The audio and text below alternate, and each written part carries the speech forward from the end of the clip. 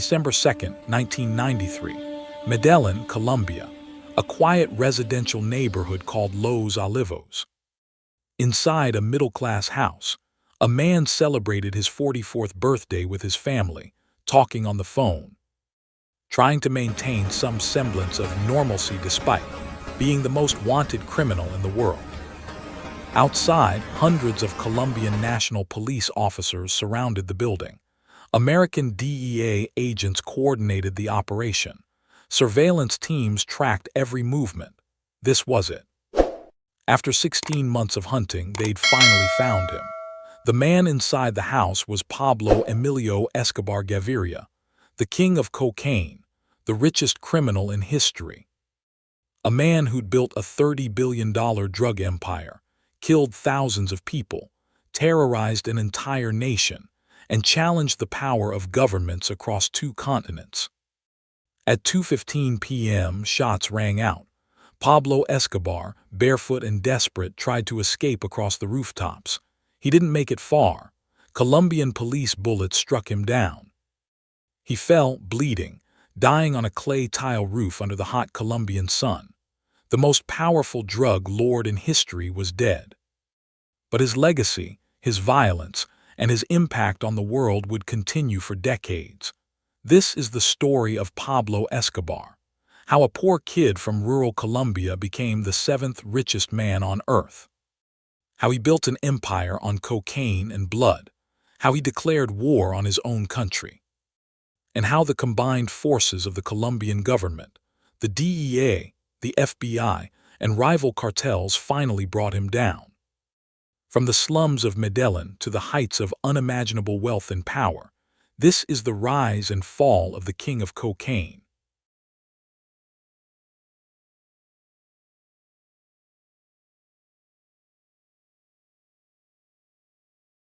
Pablo Emilio Escobar Gaviria was born December 1st, 1949, in Riongro, Colombia, a small town near Medellín.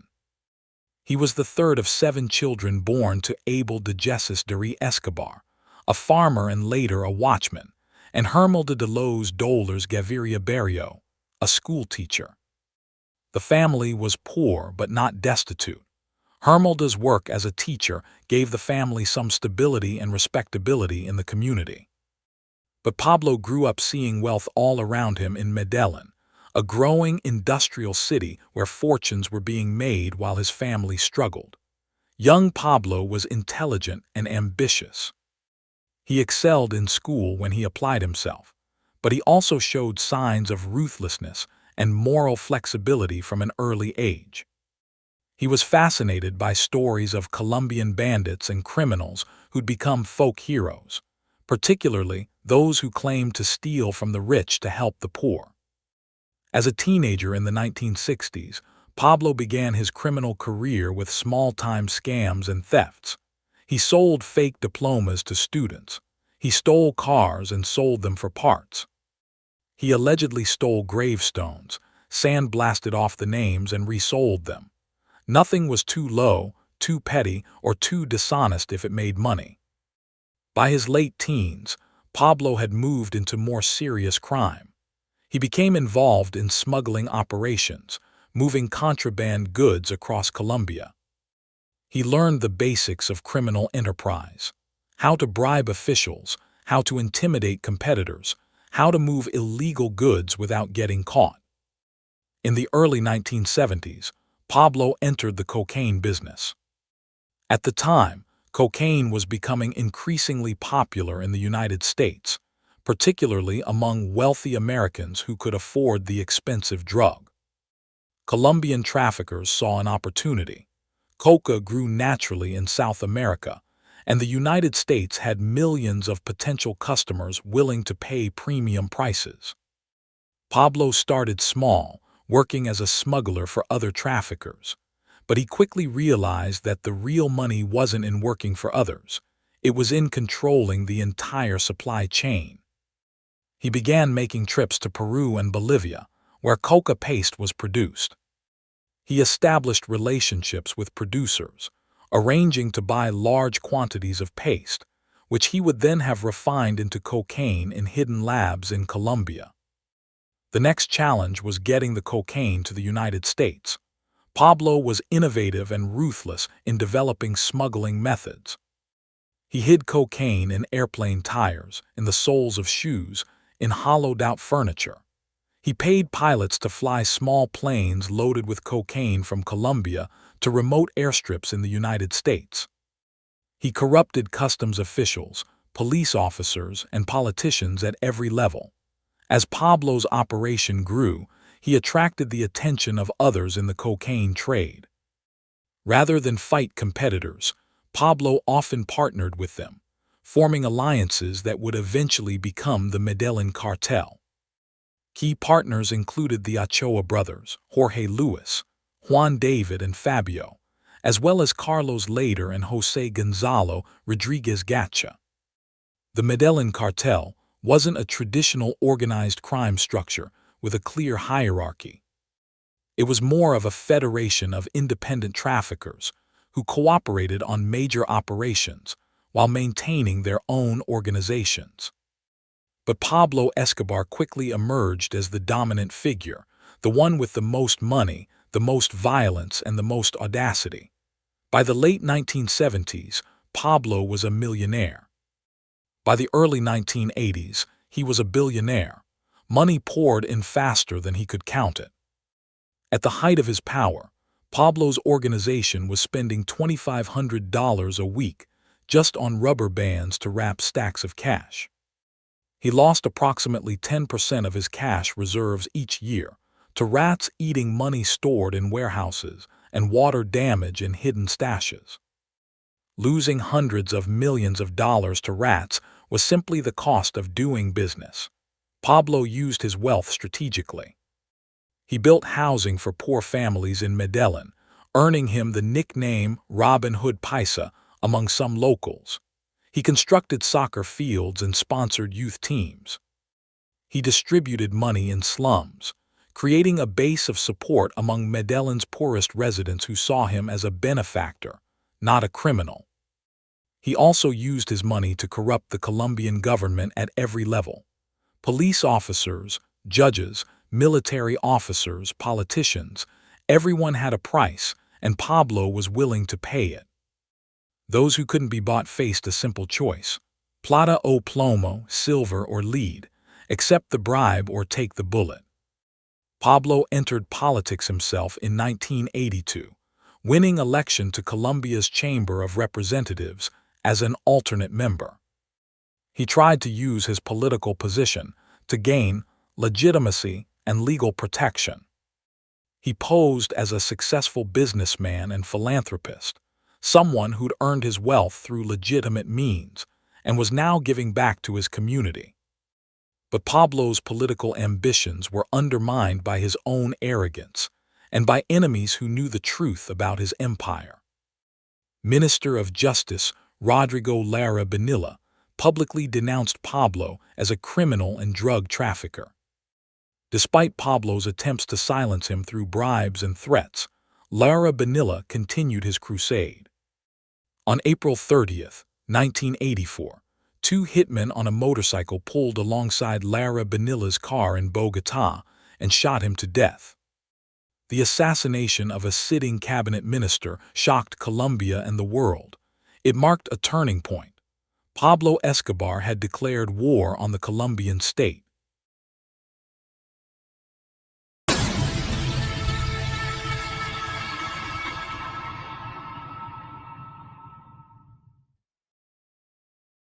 In the mid-1980s, Pablo Escobar was at the height of his power.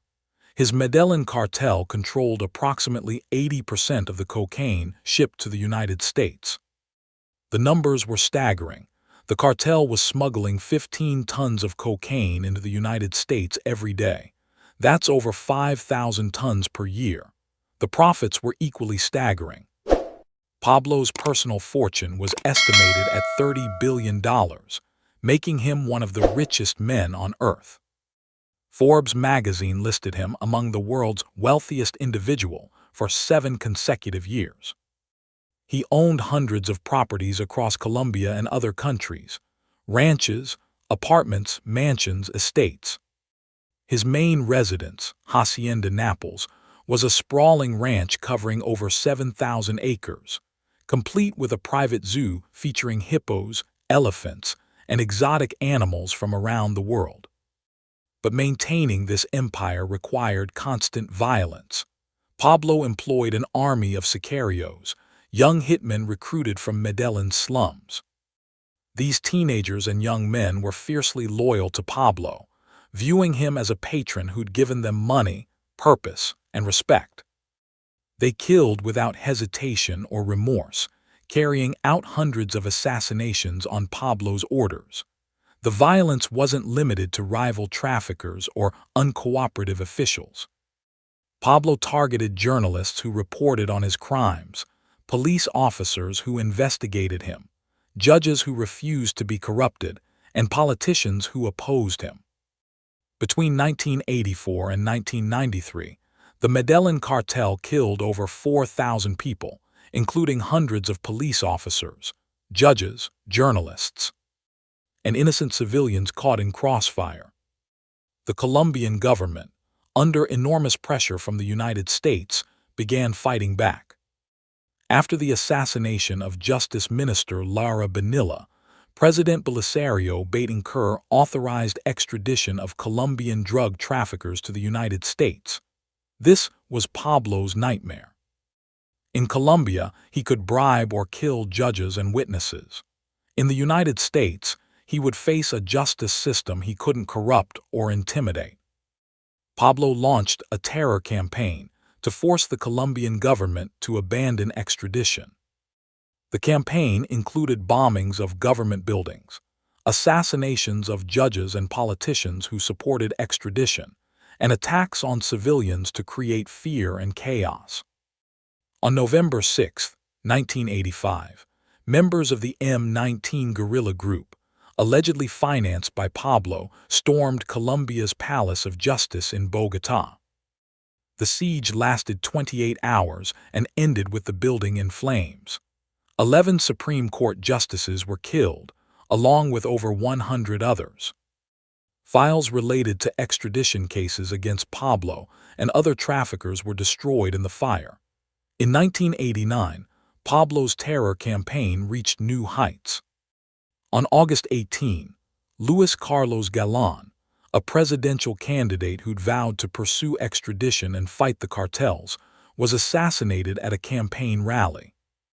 The killing shocked Colombia and demonstrated that no one, no matter how powerful or protected, was safe from Pablo's reach. Then came the bombing of Avianca Flight 203. On November 27, 1989, a commercial airliner exploded mid-flight, killing all 107 people on board. The bomb had been planted by Pablo's men, targeting an informant who was supposed to be on the flight. The informant had changed his plans at the last minute, but Pablo ordered the bombing anyway. 107 innocent people died for nothing. Less than a week later, on December 6, 1989, a truck bomb exploded outside the DAS, Colombian Intelligence Agency, headquarters in Bogotá, killing 63 people and injuring hundreds more. The explosion destroyed an entire city block. Pablo's message was clear. He would kill anyone, destroy anything, and terrorize an entire nation to protect himself and his empire. The Colombian government faced a choice: surrender to a drug lord or fight a war that was tearing the country apart. Meanwhile, the United States had become deeply involved. The Drug Enforcement Administration had been tracking Pablo since the late 1970s. The FBI was investigating money laundering operations. U.S. intelligence agencies were providing support to Colombian authorities, and the U.S. government was pushing hard for Pablo's extradition. In 1989, President George H.W. Bush declared drug trafficking a national security threat and increased American support for Colombia's fight against the cartels. U.S. military advisors, intelligence operatives, and DEA agents poured into Colombia. special operations units trained Colombian forces in counter-narcotics operations. Satellite surveillance and wiretapping technology were deployed to track Pablo and his associates. Pablo found himself fighting multiple enemies: the Colombian government, the U.S. government, rival cartels, particularly the Cali cartel, which had its own ambitions to dominate the cocaine trade, paramilitary groups, and a vigilante organization called Los Peps, people persecuted by Pablo Escobar, which was systematically killing Pablo's associates and destroying his properties. The pressure was immense. Pablo's empire was under siege from all sides, but he still had billions of dollars, thousands of loyal followers, and a willingness to kill anyone who threatened him. The war would continue, bloodier than ever.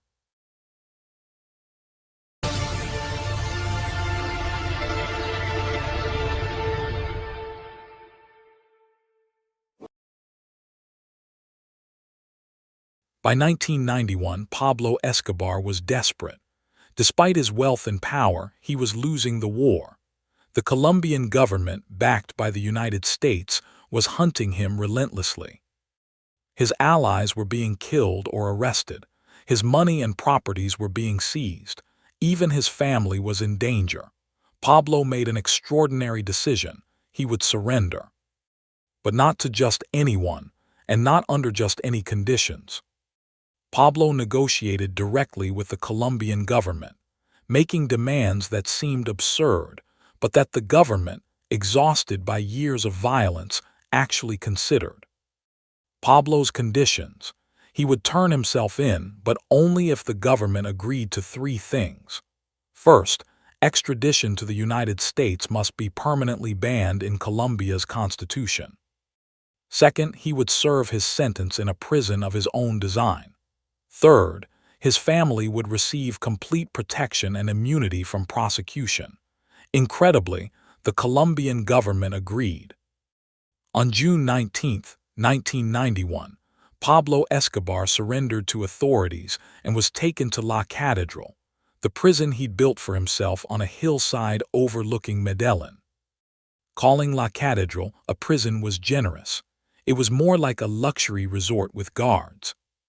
The facility included a soccer field, a bar, a jacuzzi, a waterfall, and comfortable living quarters with telephones and fax machines. Pablo continued running his drug empire from inside, conducting business meetings, ordering murders, and living in comfort while technically serving a sentence for drug trafficking. But Pablo's arrogance would be his undoing. In July 1992, two members of a rival faction were brought to La Catedral. Fernando El Negro Gilano and Gerardo Kiko Moncada had allegedly been stealing from Pablo. They were tortured and killed inside the prison, their bodies buried on the grounds. When news of the murders leaked, the Colombian government realized they'd been made fools. Pablo wasn't imprisoned, he was protected. The government decided to transfer Pablo to a real prison. On July 22, 1992, military forces surrounded La Catedral to take Pablo into custody. But Pablo had been warned. He and several associates walked out of the prison and simply disappeared into the mountains surrounding Medellín. Pablo Escobar was on the run. The most wanted criminal in the world was hiding somewhere in Colombia, and the largest manhunt in history was about to begin. The Search Block, a specialized Colombian police unit supported by U.S. intelligence and military advisors, was tasked with finding Pablo. They used every tool available: electronic surveillance, informants, raids, interrogations. American technology, including satellite tracking and signal intelligence, helped narrow the search. But finding one man hiding in a city of millions, protected by loyal supporters and family, was extraordinarily difficult. Pablo moved constantly, never staying in the same place for more than a few days. He communicated through encrypted radios and trusted couriers. He had safe houses throughout Medellín and supporters who would hide him without question. Meanwhile, Los Peps, people persecuted by Pablo Escobar, continued their campaign of terror against Pablo's organization. This vigilante group, which included rivals from the Cali Cartel, former associates who'd turned against Pablo, and possibly Colombian security forces operating outside the law, systematically killed Pablo's lawyers, accountants, family members, and associates. They burned his properties, seized his assets, and sent a clear message: anyone who helped Pablo would die. The creation and operations of Los Peps remain controversial. Evidence suggests that some Colombian police and possibly American advisors provided intelligence to the group, effectively using illegal death squads to accomplish what legal means couldn't. The moral and legal questions raised by this collaboration are troubling, but in the desperate war against Pablo, rules and ethics were often abandoned. As 1993 progressed, the net closed around Pablo. His organization was in tatters. His fortune was depleted by seizures and the costs of hiding. His family had fled to Germany, seeking asylum, though they were later denied entry and returned to Colombia. Pablo was isolated, paranoid, and running out of options. The search block used electronic surveillance to track Pablo's movements. Every time he used a radio or phone, they could triangulate his position. The technology became more sophisticated, the tracking more precise. Pablo knew he was being hunted this way, but he couldn't maintain command of what remained of his organization without communication. In late November 1993, intelligence indicated Pablo was hiding in the Los Olivos neighborhood of Medellín. Surveillance teams moved into position. Colombian National Police surrounded potential safe houses. DEA agents and American intelligence operatives monitored from a nearby base. On December 2, 1993, Pablo's 44th birthday, he made a fatal mistake. He called his family in Bogotá, talking for several minutes. That was long enough. The search block traced the call to a specific address in Los Olivos.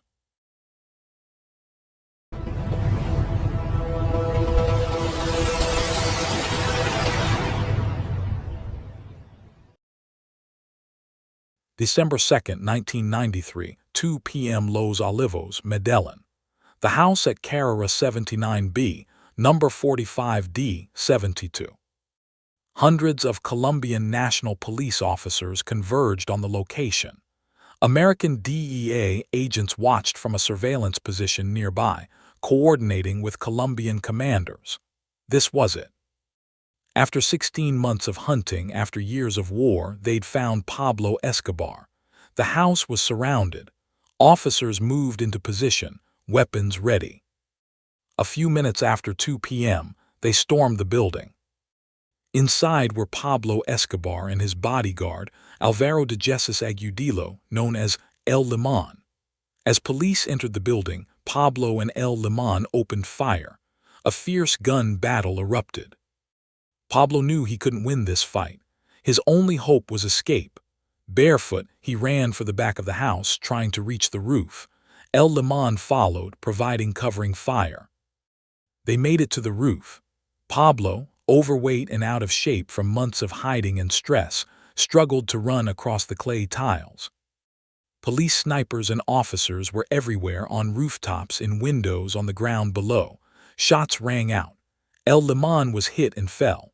Pablo kept running, but he was hit too. Multiple bullets struck him, one entering behind his ear. He collapsed on the roof, blood pooling around him. Colombian police rushed to the body. The man who'd terrorized Colombia for over a decade, who'd killed thousands, who'd built a $30 billion empire, was dead at age 44. Photos of Pablo's body were taken immediately and distributed to media worldwide. The Colombian government wanted absolute proof that the king of cocaine was dead. The images showed Pablo lying on the rooftop, his eyes open, blood on his face, clearly deceased. It was a grim end to a violent life. The exact details of Pablo's death remain disputed. Official reports state he was killed during the shootout with police.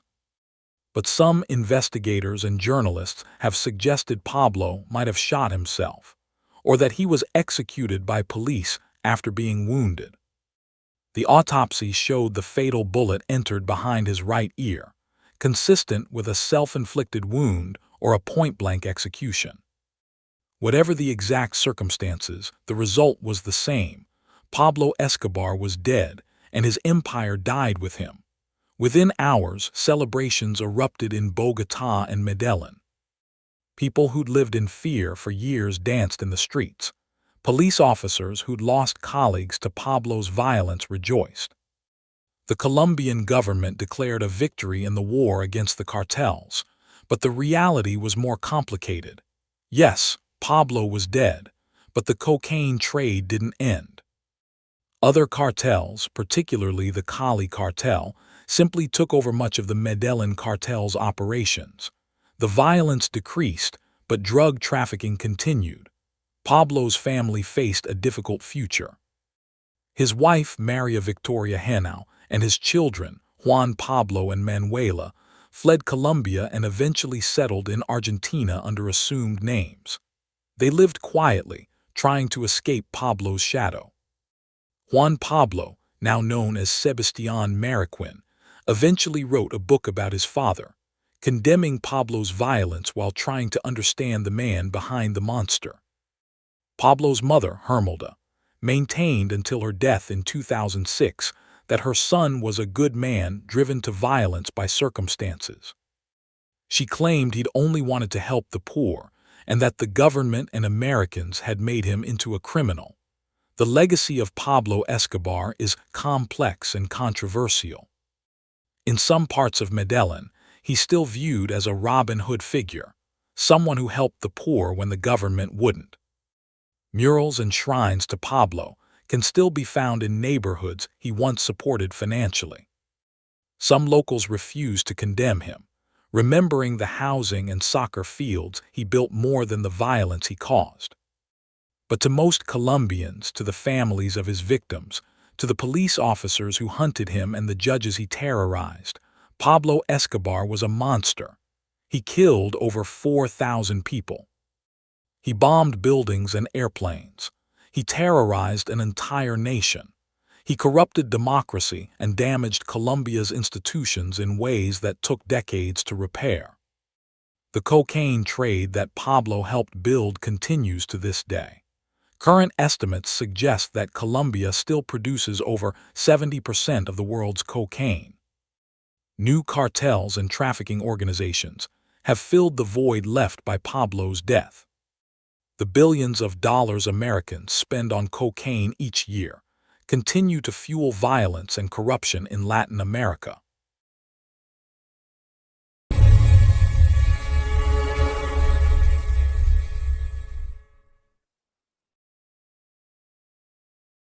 Pablo Escobar has been dead for over 30 years, but his story continues to fascinate the world. Books, documentaries, television series, and films have been made about his life. Netflix's Narcos introduced a new generation to the story of the king of cocaine. Tour of his former properties, including the ruins of Hacienda Naples, attract thousands of tourists each year. This fascination is troubling to many Colombians who lived through the violence of Pablo's era. They see the glorification of a mass murderer, the romanticization of a terrorist, the transformation of a monster into an anti-hero. It's painful to watch the world become entertained by a story that cost thousands of Colombian lives. But there are lessons in Pablo's story. Lessons about the dangers of the drug trade, about the corruption that vast amounts of illegal money can create, about the consequences of America's insatiable appetite for cocaine. Pablo Escobar proved that enough money can corrupt almost anyone. He bought police officers, judges, politicians, and military officers. He showed that, in a society with vast inequality and poverty, a criminal willing to share wealth can build genuine popular support, even while committing horrific crimes. He also proved that criminal organizations, no matter how wealthy or powerful, can be defeated. It took years, enormous resources, international cooperation, and controversial tactics, but Pablo was eventually brought down.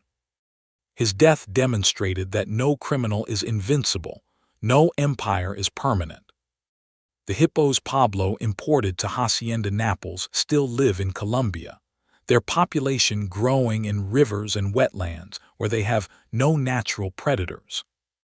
They're an invasive species causing environmental problems, a strange living legacy of a dead drug lord. In a way, they symbolize Pablo's entire legacy, something exotic and attention-grabbing that causes damage long after he's gone. Pablo Emilio Escobar Gaviria died on a rooftop in Medellín on December 2, 1993. He was 44 years old. At the height of his power, he'd been worth $30 billion, controlled an empire that spanned continents, and had the power to challenge governments. But in the end, he died barefoot on the run, his empire destroyed, his family in exile, killed by the very violence he'd used to build his empire. The billions were gone. The power was gone.